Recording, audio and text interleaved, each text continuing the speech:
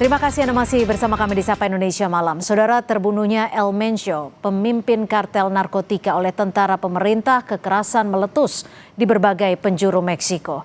Di Puerto Vallarta, negara bagian Jalisco, kepulan asap masih terlihat membumbung tinggi.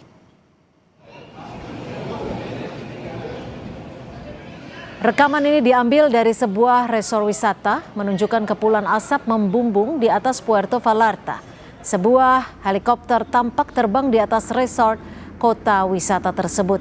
Kerusuhan terjadi setelah terbunuhnya bos kartel Nemesio Ruben Oseguera Cervantes atau El Mencho telah mendorong Amerika Serikat mengeluarkan perintah tinggal di rumah bagi warga AS yang berada di Jalisco, Guanajuato, Guerrero, Oaxaca, dan sejumlah tempat lain di seluruh penjuru Meksiko. Pemerintah Meksiko juga mengeluarkan kode merah dan merekomendasikan warga tetap tinggal di rumah.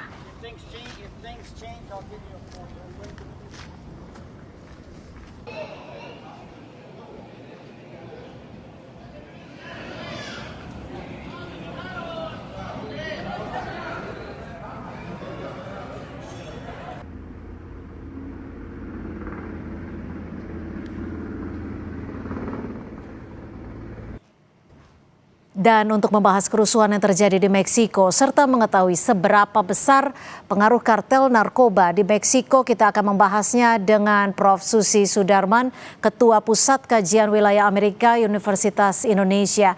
Selamat malam Prof. Susi. Kalau Anda melihat dari apa yang terjadi di Meksiko saat ini setelah terbunuhnya El Mencho, apa sebenarnya dampak paling luas selain kerusuhan terkait dengan peristiwa ini? Tentunya kalau kita mau melihat, kita melihat siapa yang perpetratornya, yaitu Donald Trump sendiri. Artinya Donald Trump memang ingin menunjukkan kepada masyarakat Amerika bahwa dia muscular gitu. Dia ikut intervensi dalam soal pengamanan intrusi dari narkoba dari Meksiko. Jadi kalau melihat itu, yang penting pesan Donald Trump kepada rakyatnya, tapi sebetulnya itu yang dilakukan adalah intervensi kepada sebuah negara berdaulat, dan pemerintah Meksiko dituduh oleh rakyatnya bahwa dia bekerja sama bersama Amerika Serikat untuk mengizinkan intervensi ini. Artinya Anda ingin mengatakan bahwa ini sebenarnya intervensi terbuka, bukan intervensi terselubung melalui badan intelijen hanya untuk memberikan informasi keberadaan kartel? Tidak, yang masuk itu adalah Delta Force, memang tentara Amerika yang unggulan ya untuk meredakan masuknya obat-obatan yang terlarang itu ke Amerika Serikat. Memang sudah menjadi tujuan dari pemerintahan Trump ini sebagai kampanyenya ya sebelum dia berkuasa. Tapi Anda melihatnya, apa yang dilakukan Amerika Serikat melakukan intervensi langsung, kalau Anda tadi mengatakan bahwa memang Delta Force ikut langsung memberantas ini, apakah kepentingan Amerika Serikat hanya sekitar untuk memberantas narkoba atau ada kepentingan lain nih Prof?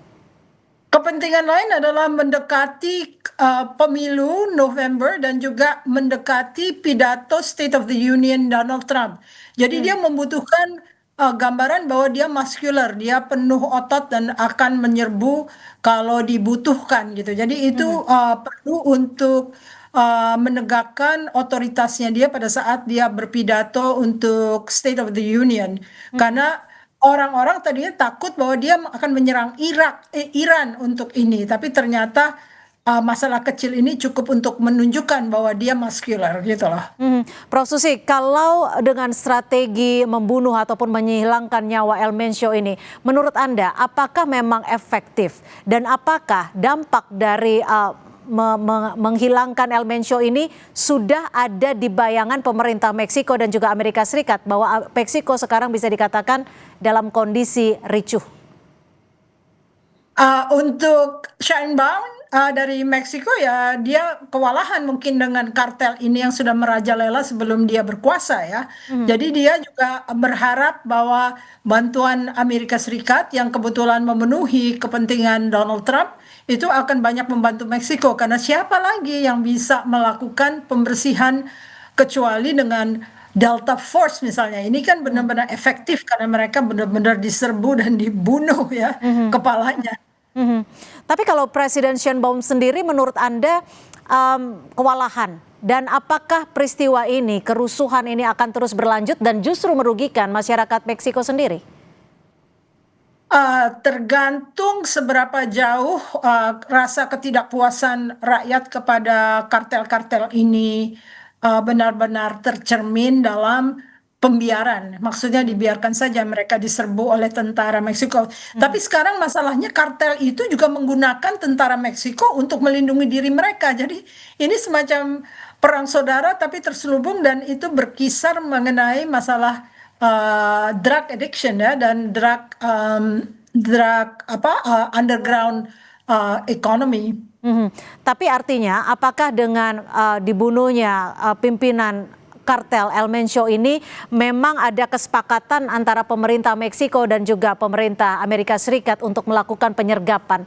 Sebenarnya kepentingan politik dari masing-masing negara ada tidak di sini? Sebetulnya Meksiko kan agak bertentangan dengan Donald Trump mengenai masalah Kuba ya. Betul. Sheinbaum membela Kuba, tapi dengan adanya kepentingan bersama mungkin dimaksudkan siapa tahu kita jadi berteman untuk satu tujuan yang sama ya. Dan dia dengan sendirinya membantu Donald Trump untuk menunjukkan bahwa dia muscular enough untuk sebelum dia berpidato di depan Kongres. Jadi kalau misalnya Donald Trump berterima kasih juga bahwa Sheinbaum membantu dia, mungkin dengan demikian bisa lebih mendekati mengenai soal-soal yang mereka ricuh yaitu soal Kuba. Oke, Prof. Susi, kalau memang ada campur tangan terang-terangan istilahnya intervensi Amerika Serikat untuk memberantas kartel narkoba di Meksiko dan juga intervensi langsung terkait dengan intelijennya, apakah ini bisa mengikis kedaulatan pemerintahan Meksiko sendiri? Kalau orang memerintah kan dia nggak peduli, dia pedulinya adalah dia tetap memerintah. Sebenarnya secara logika sekarang hukum internasional sudah tidak berlaku. Lalu kalau yang terjadi saat ini, masyarakat kan juga diminta, masyarakat Meksiko maksud kami juga diminta untuk tetap berada di rumah untuk menjaga diri mereka. Apakah ini artinya kebebasan masyarakat sangat terganggu dengan operasi yang dilakukan pemerintah Meksiko dan juga Amerika Serikat? Ya orang Meksiko pasti geram ya dengan adanya negara besar masuk ke negerinya karena mereka selalu berpendapat why God is so far and America is so close. Jadi ada rasa kegusaran juga karena mereka diperlakukan secara diskriminatif ya kalau mereka membantu ekonomi Amerika tapi mereka tidak diakui. Prof. Susi, kalau melihat ataupun memprediksi dampaknya, akan seberapa besar dampak dari kericuhan, kerusuhan yang terjadi di Meksiko saat ini bagi Meksiko sendiri? Mungkin salah satunya adalah tuan rumah di Piala Dunia 2026. Kalau Sheinbaum mau tetap berkuasa, tentu dia akan berusaha sedapat mungkin bahwa tentaranya bisa menguasai hal ini supaya dia tidak hilang muka di mata rakyatnya sendiri. Kira mungkin akan terselesaikan ya. Negara itu jauh lebih kuat dibandingkan siapapun yang akan menantang mereka. Nggak mungkin sebuah kartel itu menjatuhkan sebuah pemerintahan. Tapi kalau dari militer Meksiko sendiri yang istilahnya mungkin yang benar-benar pro terhadap pemerintah, cukup kuatkah? Saya kira kalau untuk kepentingan nasional mereka akan bersatu karena mereka juga kan diberikan senjata oleh Amerika Serikat dalam berbagai pemerintahan yang ada di Amerika Serikat ya. Kalau pemberantasan terhadap kartel-kartel narkoba di Meksiko setelah apa yang terjadi pada El Mencho ini, apakah nantinya ke depannya dalam jangka waktu dekat ataupun jangka waktu panjang akan diberlakukan pemberantasan lebih dalam lagi? Sementara Trump masih duduk dalam pemerintahan Amerika, dia memang bertekad untuk menghilangkan narco trafficking ini. Artinya masih ada kemungkinan besar terjadinya pemberantasan ataupun pembunuhan kartel-kartel di Meksiko? Ya 3 tahun ya cukup ya untuk membersihkan karena dia juga butuh nama baik menjelang pemilu. Oke, apakah bisa meluas di luar Meksiko nantinya? Saya kira sementara ini, konsentrasi pada Meksiko karena sebetulnya Trump ingin masuk ke Kolombia, ingin masuk ke negara-negara bagian lainnya di Latin Amerika, tetapi belum terwujud ya karena memang situasinya, tidak semudah itu untuk melakukan aneka teater perang. Yang paling mudah adalah menekan, kartel karena dia jauh di bawah kekuasaan negara. Ya, baik. Terima kasih Prof. Susi Sudarman, Ketua Pusat Kajian Wilayah Amerika Universitas Indonesia, sudah berbagi perspektif di Sapa Indonesia Malam. Selamat malam, Prof. Selamat malam, terima kasih. Terima kasih, Prof. Saudara, kasus anak tewas diduga dianiaya ibu tiri di Sukabumi. Ibu kandung laporkan mantan suaminya ke polisi.